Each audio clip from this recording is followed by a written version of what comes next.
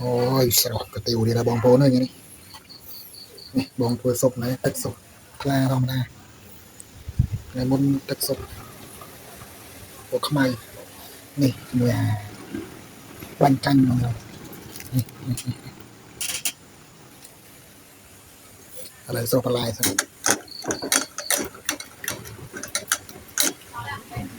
bạn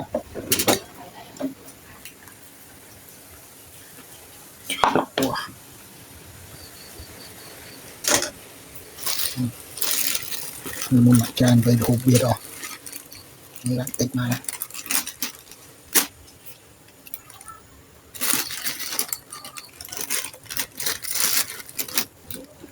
Trời ơi, này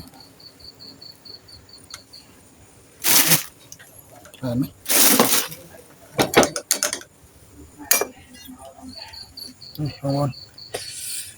sụp chương trụ tên trụ kê chương trụ kê cặp với thằng mấy bông bồn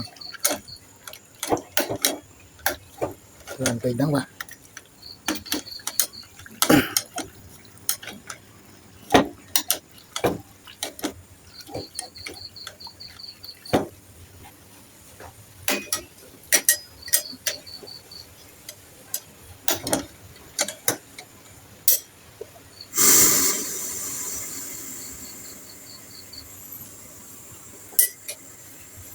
này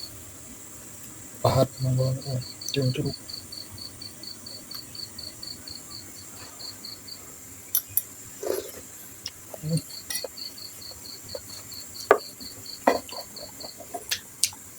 tiện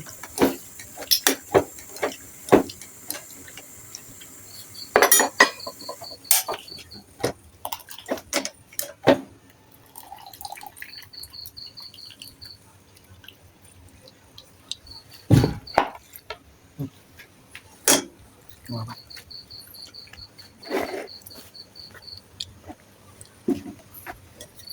đủ đã mau pahat chương trụ có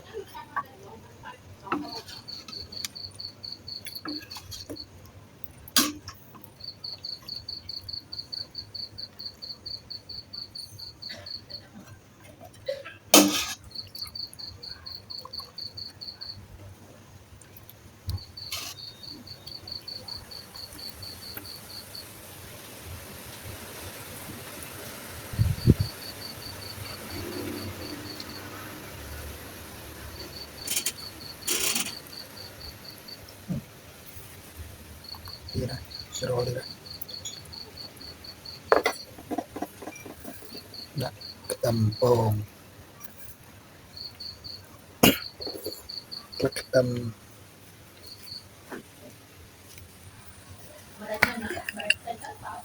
vâng đặt bàn tay